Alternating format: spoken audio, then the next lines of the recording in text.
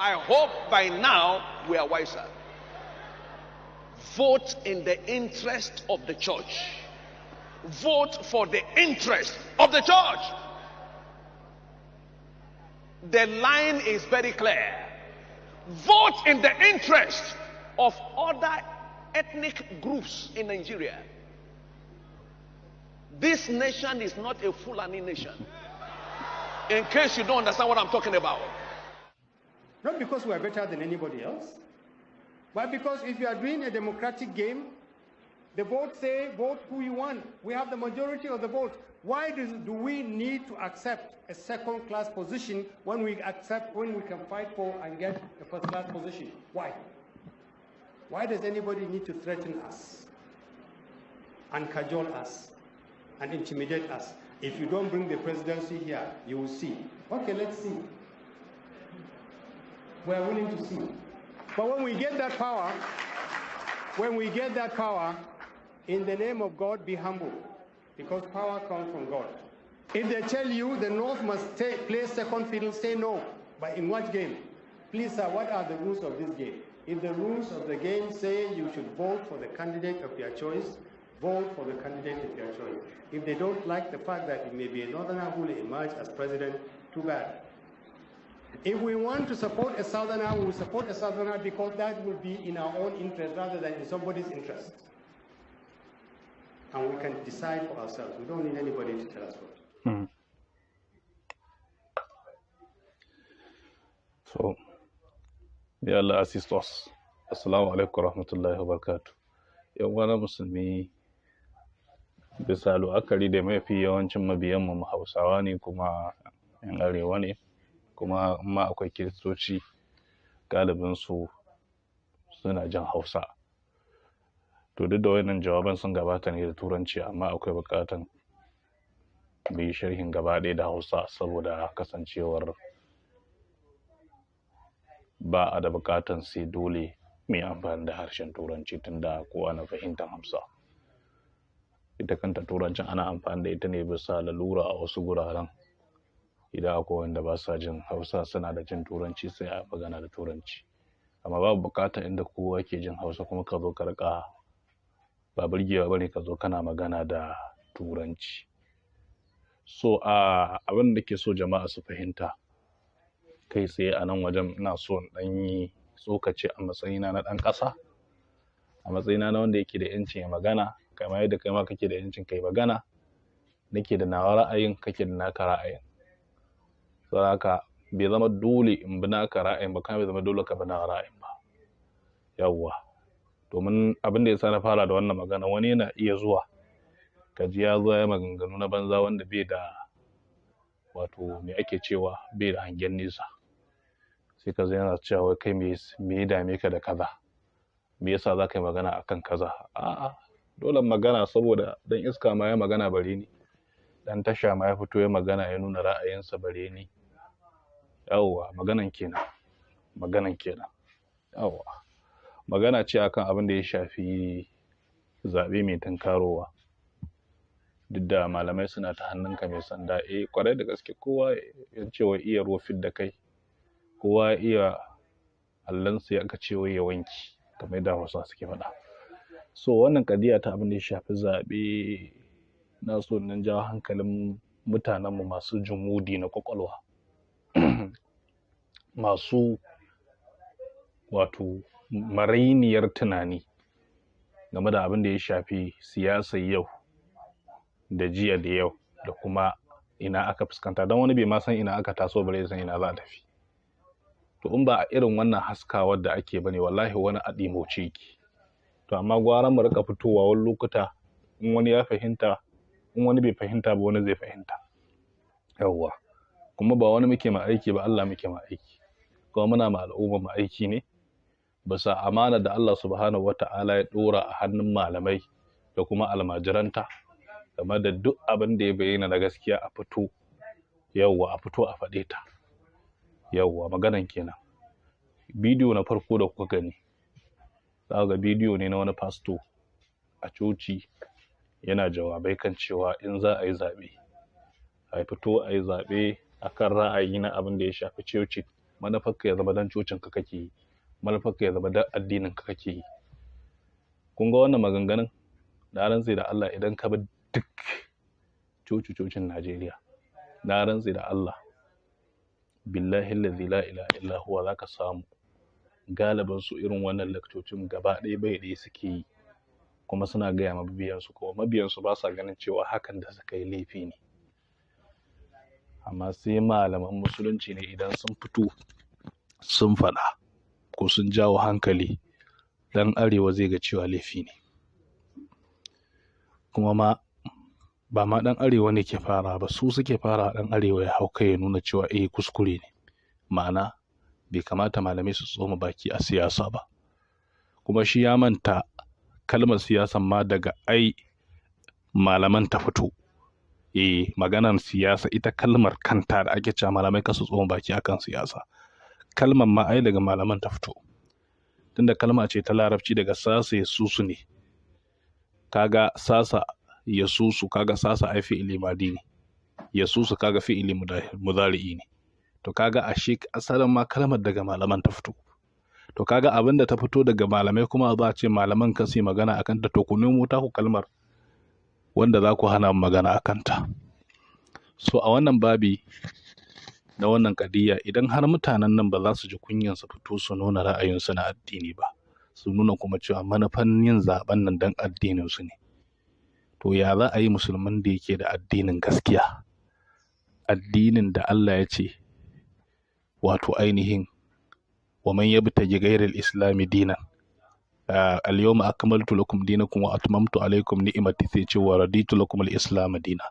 Mutumin da yake da tabbas akan addinin sa, a ce shine zai zo yana ja baya game da abin da zai zama maslaha ne ga rayuwarsa da addinin sa, ta ya za a yi wannan abin ya zama to aiki ne na hankali? Mutumin da ya shi kanshi ya shaida abin da yake kai ƙarya ne, addinin nasa ƙarya ne, amma ya jajirce kan cewa lalle a fito a kada ƙura don kare addinin. A'a, shi musulmi ne yake ganin cewa kar ma a kawo ajandan addini, a yayin da su ba magana ne na mutum maganan wai ya rayuwa ba, abin da suke fara farko idan sun samu dama addinin su ne. Za ka ga mutum ko a siyasance bai da alaka da addini, in kirista ne, in aka waye gari ya samu mulki sai ka ga yanzu abin da yake fara nunawa shi ya zafa mai addini ne.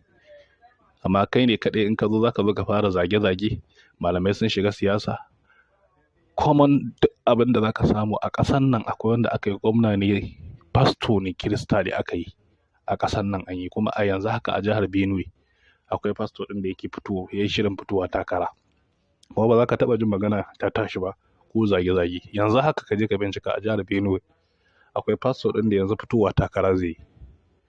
Amma nan aka zo fanta muku aka ɗauko ba ma fa abin da ya shafi political appointment ba ne, abin da ya shafi ne minista ne, ba zaben shi aka yi ba, aiki aka ɗauke shi yayi. Amma mutanen nan suka zo suka ce ai siyasa ce, ya shiga siyasa. Ban san me alakan ɗaukan ka a cikin minista da siyasa ba, bai da alaka da siyasa, saboda ba zaben ka aka yi ba, zo aka yi voting naka, ba zo ka fito ka banna poster ka ce a zabe ka ba. Gwamnatin ne da ta hau ta ga ta dace da karatunka da iya ƙwarewanka ɓangaren nan ta ce ka zo ka mata aiki, kuma ba inda haka ya haramta addinanci. Amma mutumin nan wallahi ko hakkin shi kaɗai na cin mutuncinsa a ƙasar nan ya isa mu rika samu wasu matsaloli a ƙasar nan. Wannan kenan. Can kuma ga fasto ya fito takaran gwamna, nan a Najeriya ga fasto ya zama mataimakin shugaban ƙasa. Ba za ka taɓa ji mabiyansa na kushe shi cewa malamin addini ya yi kaza ba, shiru suke yi.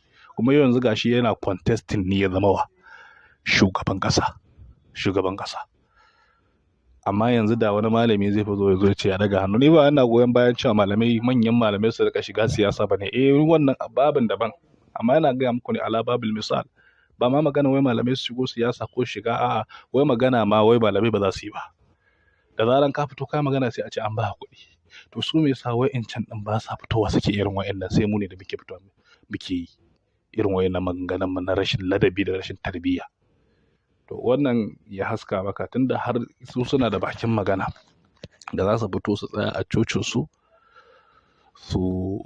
yi kaza, su faɗi cewa ga ra'ayinsu, to kaga mu ne aula da muke da addinin gaskiya da addinin ya koyar da mu siyasa. Ba abin da addini ya bari, addinin ba addinin gidadanci ba ne. Mu ne aula da ya kamata mu fito mu gaya mabiyan mu cewa su yi to su yi zaɓe don kare mutuncin addinin su. Shine abin da Malam Abubakar kuma tuntuni ya ɗora wannan al'umma akai kan cewa ta fito ta yi zaɓe, har ma ya ce siyasa ta fi sallah a lokacin da ake kaɗa ƙuri'a. An ga za a iya samun matsala ta fuskan za a iya muku rinjaye, kuna iya jinkirta lokacin sallah, a lokacin za ku gabatar da siyasa, ma'ana zaɓe kenan, don ku samu ku zaɓi mutumin kirkin da zai baku ku yi sallah na har abada. Haka aka samu mutane jahilai da masu son zuciya suka dinga fassara maganar Malam Abubakar Gumi ta inda bai dace ba. Kamar fa ka zo ka ce ci yana gaba da sallah ne. In ka zo ka fassara maganar ci na gaba da sallah, in kai bayani akwai inda magana haka take, ci na gaba da sallah, saboda Allah cewa idan kun natsu ku ci ku yi sallah, in abinci ya zo ku gabatar da abincin kafin ku yi sallah. In ka koma jawabin malamai zai nuna maka ma'anonin jawabin, kaga ashe magana ce a dunkule, amma ba yana nufin cewa ci gaba ɗaya ya fi sallah bane, akwai inda cin ya fi sallah ne.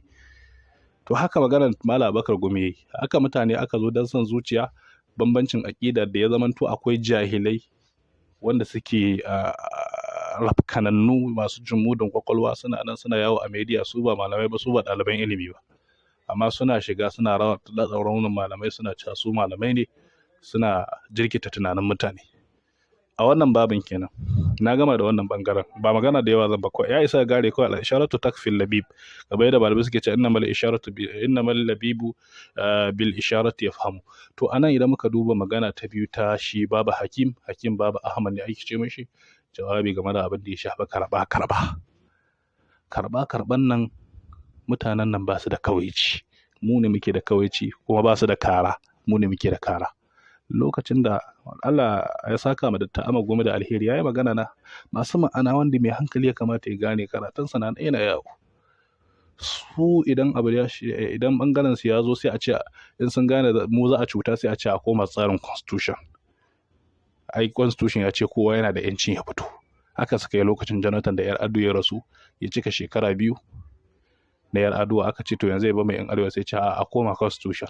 Constitution shi yana daman ya fito, ya zo yi shekara 4, ya zo ya sake neman shekara 8 na 4, ya ce ai wancan ne 'yar ado ya karasa, ya zo ya 4, kaga aka hada 6 7 5 6, yayi shekara 6 kenan, ga 2 ga 4, ya zo kuma ya sake neman na 4, aka ce ba mai 'yan arewa, ya ce a'a ai constitution ta bada dama a fito, ba maganan party ake ba, mu ne muke masa karan fa a koma party, amma in a tsarin kasa fa ya dace kowa ya fito takara, ba maganan karba bane wai in arewa ta yi 4 da koma ku, ba inda aka yi wannan a constitution.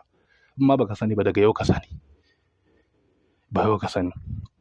Kuma mu ne kadai idan mun samu muke da tunanin cewa a'a al'umma gaba ɗaya ne ya kamata ta rayu ta ji daɗi, kowa ya sami yanci ya rayuwa mai kyau. Su kuma in suka samu ba mutum maganan a'a al'umma, a'a yankin su, addinin su, ko kuma ku mutu addinin ku ya mutu. Target ɗinsu na farko shine akan addinin ku. Amma kana nan kullun tunaninka a waje ɗaya yake, suna nan suna yaudaran ka. Har yau ma akwai wanda zaka suna ɗauko wasu hotuna na wani pastor suna yaɗawa wai shine a matsayin wanda za su zaba shugaban ƙasa. Muna da akwai matsala tabbas, sun kace me yan arewa me suka yi, haka ne tabbas kana da hujja akan nan. Yan arewa ba abin da suka mana, hasali muna kokarin nuna musu cewa mu nasu ne, su namu ne. In suka hau din sai su riga kokarin faranta ma wayancan. Mu in sun hau haka za a yi shekara 8 ko 4 nan da su, ana damawa da su, in mun aje su kuma in sun hau sai su ci gaba da abubuwan da suke so, mu kuma ba mata mu ake ba, komai ihu ba a ji ihu. Wannan fa shine abin da nake so ma jama'a jawabi, ba kan maganan gaskiya karban nan ba, tan maganan Baba Dr. Hakim Baba Ahmad, magana tana nan gaskiya ne, kowa na da yanci ya fito, kuma a dokar ƙasa ne, a tsarin ƙasa ba a tsarin fati ba. Tsarin fati kara ce ma yasa aka zo aka tsara cewa ai karba, kuma yan arewa su saka wannan rigimar, su saka wuta. Da haka muna gaya ma jama'a kowa ya wanke kwakwalwarsa, ya tsaya ya zura ido, ya san me ya kamata, in ba haka ba wallahi tsalla ɗaya ake a fada rijiya, amma za a yi tsalla 1000 ba a fito ba. Wannan shine jawabi na, ba abin da ya dame ni. Allah ta'ala ya datar da mai mutum.